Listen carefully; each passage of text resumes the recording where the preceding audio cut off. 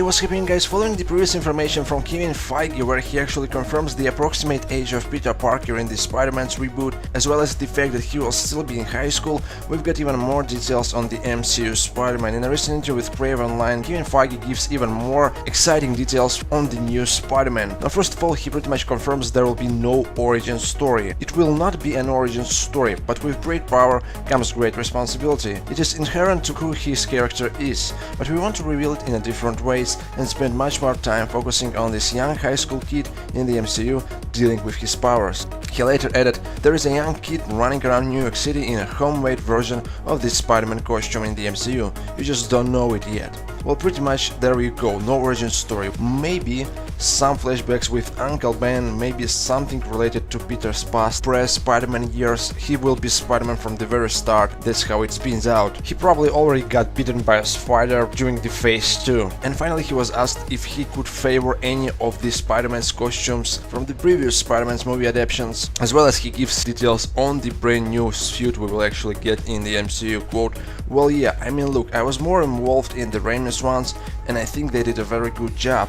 But that being said, we've already designed the costume, which is different than any of the ones that have come before, and yet ours is classic Spider-Man, as I think you'll see. So pretty much there you go, classic Spider-Man costume, web beats.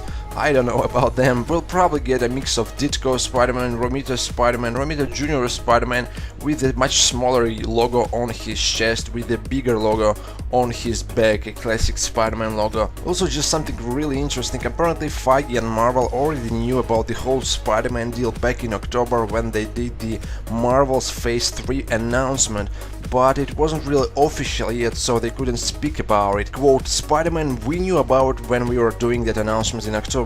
It could have gone either way, and Marvel, as you well know, doesn't announce anything official until it's set in stone. So this once again confirms that the reception of The Amazing Spider-Man 2 struck Sony pretty early on. Already by the end of the summer, August, September, October, they knew that they have to make a deal with Marvel probably in order to bring the hype back. Funny thing is, still back in September, October, we were still waiting for Sinister 6 news, and that's why we weren't really getting them. Also, something really interesting here, in one of the latest interviews, Feige speaks about Miles Morales and how it's still, I guess, a possibility, of course, after Peter Parker will be done first. I mean, we always thought it should be Peter. We've never seen the MCU version of Peter Parker, and I felt like we need to see that first. Well, he precisely mentions first, giving a possibility that the second one might be Miles Morales after all. He later added, Miles I think is awesome, there are opportunities for him for sure if this all works. So there you go, Miles Morales fans, eventually we'll probably see him on the big screen. How it will be done, different dimensions or TV series or spin-off TV series,